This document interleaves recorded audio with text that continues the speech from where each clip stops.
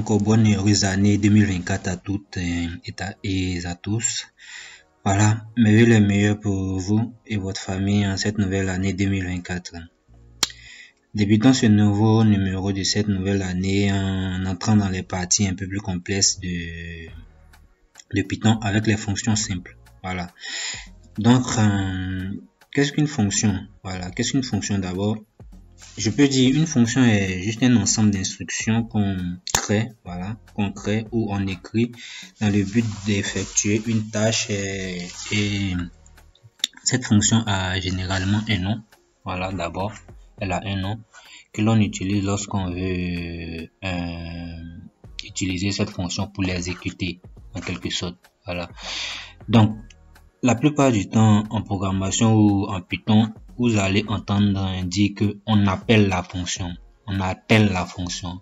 Qu'est-ce que veut dire on appelle la fonction? Lorsqu'on dit qu'on appelle une fonction, cela signifie tout simplement qu'on exécute cette fonction, sinon les instructions qu'elle contienne. Voilà, les instructions que contiennent cette fonction, juste en tapant le nom de la fonction, suivi des parenthèses et des variables qui sont entre ces parenthèses au fait. Voilà. Donc, en Python, sinon de façon générale, mais bon, je pense qu'en Python, il existe généralement deux grands types de fonctions en Python.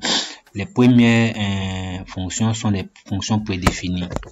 Ces fonctions prédéfinies sont des fonctions lorsque on installe, qui sont installées voilà avec l'application, qui viennent déjà avec l'application, qui sont déjà installées lorsque on installe l'application et qu'on peut utiliser simplement en appelant, sinon en important ces différentes fonctions. Ces différentes fonctions là, nous avons par exemple la fonction math et autres, matplotlib et autres. Voilà, qui math par exemple qui nous permet d'appeler les différentes fonctions qui sont liées par exemple au cosinus, au sinus et autres. Voilà, c'est un exemple. Le deuxième type de fonctions sont les fonctions créées par l'utilisateur. Voilà. Fonctions créées par l'utilisateur, c'est-à-dire que les fonctions que l'utilisateur lui-même crée et qui peut appeler à tout moment en fait dans son code. Voilà. Dans ce tutoriel, nous allons concevoir nos propres fonctions. D'abord, voilà, nous allons commencer par concevoir nos propres fonctions. Nous passons à notre IDE pour la pratique, le cas pratique. Voilà. Donc, on va sur PyCharm. On peut dire quoi? La syntaxe d'une fonction est très simple. Voilà, comme nous le voyons ici, la syntaxe d'une fonction est très simple. La syntaxe d'une fonction d'abord, on met d'abord le mot clé def, voilà, suivi du nom de la fonction, suivi de 2 points et ensuite les instructions que notre code doit contenir en fait. Voilà. Que notre code doit contenir. Donc, si on a un exemple simple, on peut écrire une fonction, par exemple, une première fonction qui demande, qui nous dit hello world. Donc, on va appeler cette fonction I. Donc, on dit quoi? Nom de la fonction suivi de 2 points et maintenant on met notre inscription print et ici on mettra hello world.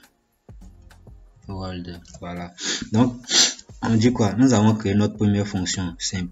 Donc, pour afficher à l'écran, sinon, comme on l'a dit plus haut, on l'appelle la fonction juste en mettant le nom. Voilà, en mettant le nom. Donc, si on veut exécuter cette fonction-là, on met juste le nom ici. Notre fonction s'appelle I, suivi des 2 parenthèses. Et maintenant, on valide notre code comme ça. Voilà. Et on constate quoi ici? Notre fonction a été bel et bien exécutée ici, hello world. Dans un deuxième exemple d'une fonction, par exemple, je sais pas trop, qui donne une fonction qui écrit la table de multiplication d'un nombre. Voilà, par exemple ça. Une fonction qui écrit la table de multiplication d'un nombre. Donc on va dire quoi? Tab mult. Maintenant, à l'intérieur, on doit définir le nombre dont on veut connaître la table de multiplication. Donc on fait quoi? Un for in range, voilà, Donc on va jusqu'à 11, puisque si on met 10, il va s'arrêter à 9. Donc on fait quoi? On fait un print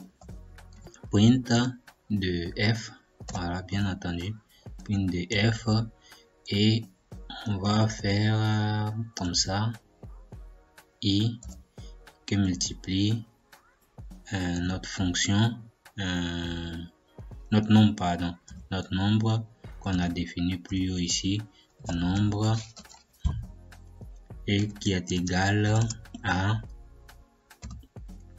i qui multiplie nombre.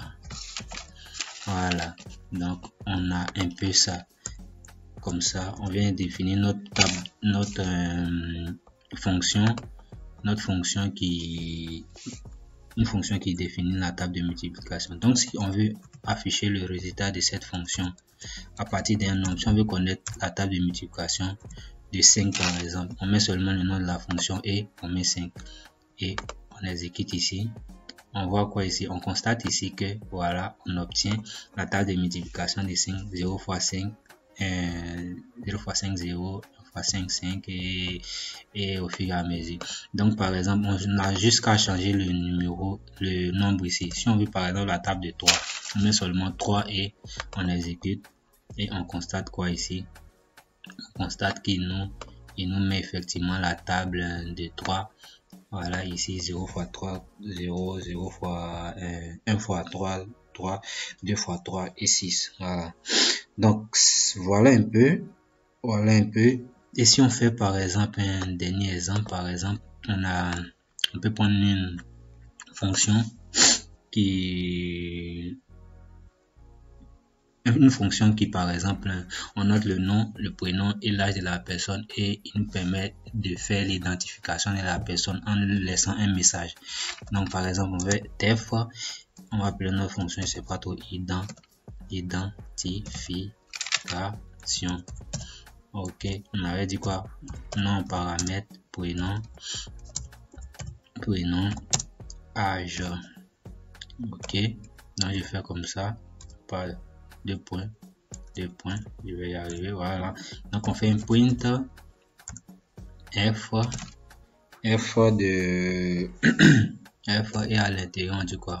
Bonjour, je suis, on met notre accolade, le nom de la personne qu'on a rentré, son prénom, suivi de son prénom,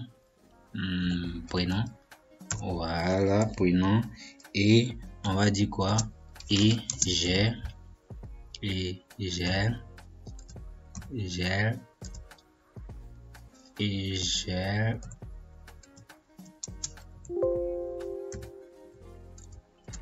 je vais y arriver, et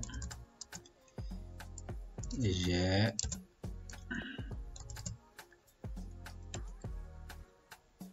change encore, voilà, et j'ai l'âge, et maintenant je mets l'âge, voilà. Donc on va dire quoi? Bonjour, on met le nom, le prénom et l'âge. Donc on va dire quoi? Bonjour, je suis, nom, prénom et j'ai tel an. Voilà, tel an.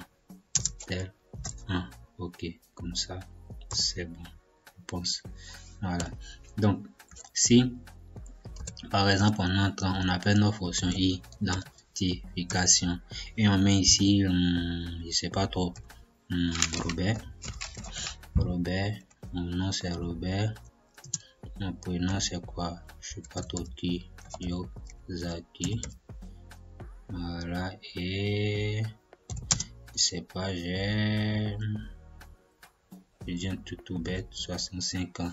Ok, donc si j'exécute celui-là, il me renvoie quoi? Bonjour, je suis Robert Kiyosaki et j'ai 65 ans. Voilà. Donc, je pense que on a survolé un peu tout ce qu'on devait voir dans les fonctions. Je pense qu'on a survolé un peu l'essentiel des fonctions simples. Voilà. Comme on l'a vu sur la fiche, ce sont juste des fonctions simples pour qu'on puisse prendre connaissance avec les fonctions. Voilà, les fonctions. Donc, Dans les chapitres à venir, nous verrons des notions un peu plus complexes et avancées.